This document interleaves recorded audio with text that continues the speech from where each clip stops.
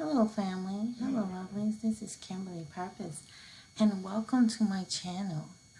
Um, Thank you for coming on board with me. I'm sorry I've been away for a while, you guys. I've been sort of busy with work. I've been working on my private practice, Purpose Counseling and Wellness Center. I've been pretty preoccupied with that, but this is my company's website. Before we begin, I just want to share with you my company, which is Purpose Counseling and Wellness Center. This is the website, and here it is. Here's me all dolled up here on Psychology Today.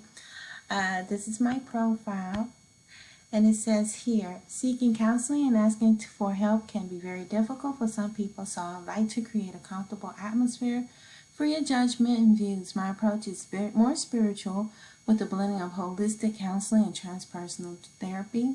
No one should feel bad about receiving counseling to improve one's life. Let's get started, and we're only one call away. So this is where I'm at, you guys. If y'all need me, I'm here. We're still accepting clients, and so give us a call today. All right, you guys. Let's get started. Today I want to go back. The other week I did a short video, and I apologize it was short. I wanted to go into more details about this, but I wanted to further expand upon it. I was asking you all questions about do you believe that race should be just simplified as being just black and white, because it seemed like there's a lot of complexity to race here, especially in the United States. Everything is so fixated on the physical and how a person looks and everything, as opposed to what was in the inside of a person's character. But I also wanted to talk about, further expand upon what I was talking about the other week, but also I want to share another article, a scholarly journal article. I believe this, no, that's not it. This is it right here, a scholarly journal article that I found that went more into detail about pretty much about race and why we should not be calling ourselves black. I thought this was a pretty good article, but the article did not really, this was not the full-length article, because the full-length article, if you scroll on down, you have to pay for it, and it's $44, which is pretty pricey. It's right here. Very pricey, but it seems like a very interesting read. In this particular blog, I'm going to put a link to this particular scholarly journal article. It's by Kawisi Tezri. Hopefully I'm pronouncing your name right.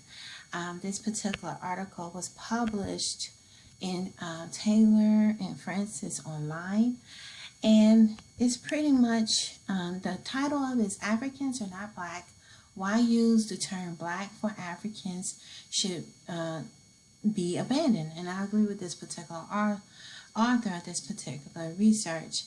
I personally believe that the word black should not be used either to describe us, because we're brown. And when I go back to this picture right here, it shows you all the labels, this particular meme of what is black and brown and everything.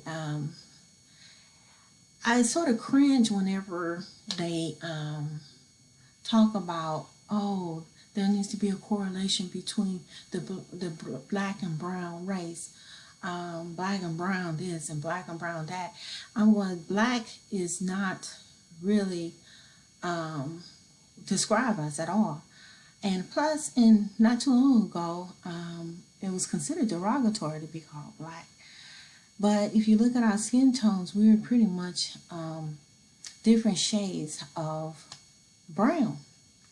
And so I believe brown is more of an accurate depiction or a description of who we really are as individuals, as American Aboriginals here in the United States and globally, the melanated race, overall.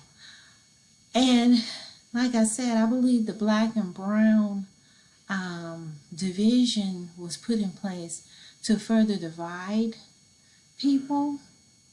And also, what better way to keep the Mongoloid Indians and the Aboriginal Indians, which is the AKA African Americans, from coming together and working together if they feel like that there is a complete difference in race. It's pretty much a social construct. As you go through and research it further, you'll realize that. But when we go into this article, it goes into the reason why black is not really a good term. And I'm going to read it with you.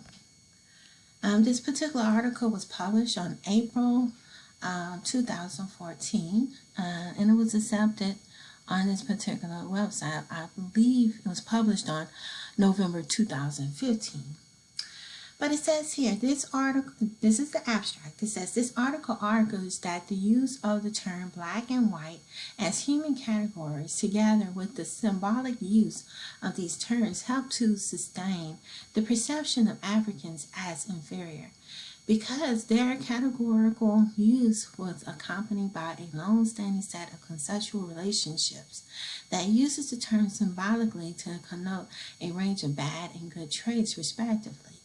This set of association creates an underlying semantic system that normalizes the assumed superiority of those labeled white and the assumed inferiority of those labeled black.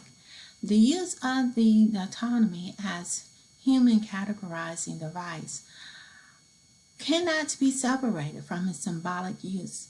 It is therefore incumbent on egalitarian to abandon either the symbolic or the categorical use of the dichotomy. I argue that abandoning the categorical use is the preferable option because the negative symbolism of the term black is deeply embedded in the English language and in Christianity. And I agree with this particular author. And it's true. They go on for the detail. I would love to read this article. But you have to pay for it to read the whole thing, unfortunately. But yeah, this particular author goes into more detail as to why. And I agree. I did some videos on YouTube that explains the English language and how this word is often, black is used in a negative connotation.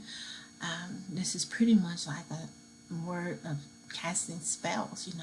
When you send kids to school, you teach them spelling, you're teaching them spell binding, you're casting spells pretty much as a young age in this particular system that they have in place.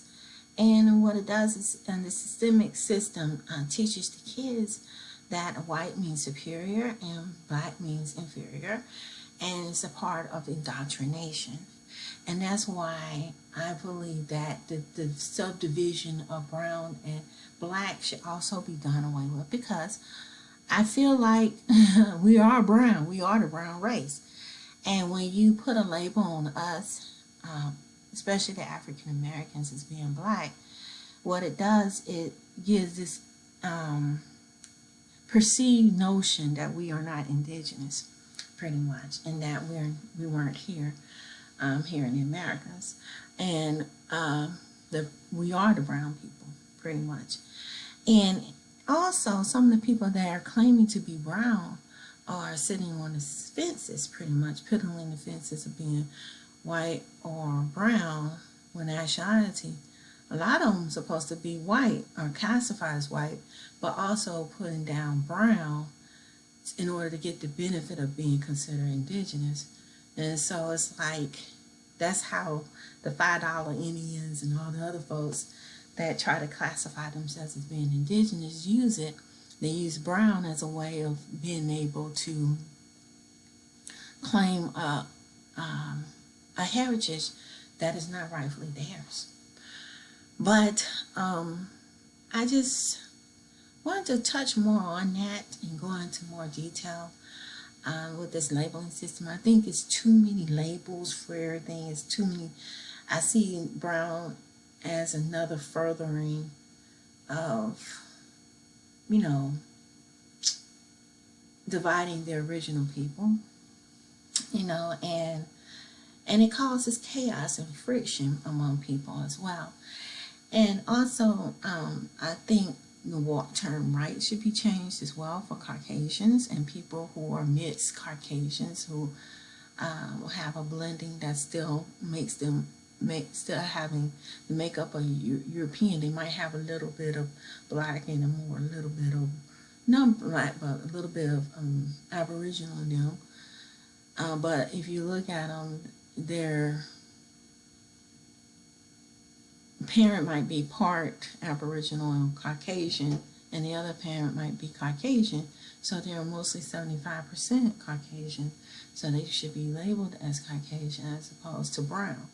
And see, that's how some people get a chance to get into other categories which they don't belong in, because they're able to use that brown category to claim heritages that don't really belong to them.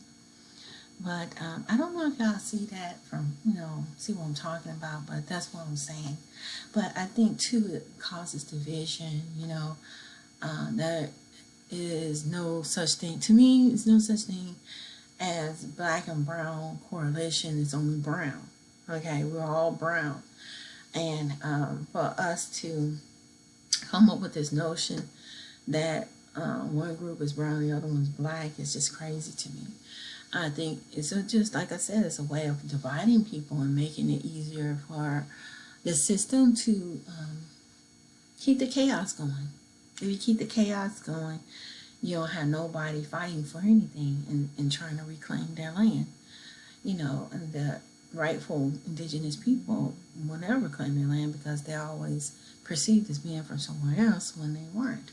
When we've always been here all the time, the whole time. But yeah, I'm going to put this link to this video. Please thumbs up this video, and don't forget to subscribe and like. And until next time, love and peace, family. I would love to see what you all think. Do you all think that there's too many labels? When you go back and look over here at this particular meme that I posted the other week, you see that there's a lot of labels, especially among the African Americans, Aboriginals, a ton of labels. And like I said, all these labels is what divides the group. When actuality is just two races. There's the brown, melanated, and the grays. So, but they try to make it look like it's more than that. But make things more complicated. The more complicated, the more chaotic it is, the more it divides people. But yeah. But yeah, I'd love to hear from you guys. Don't forget to leave your comment. Until next time, love and peace. Bye-bye.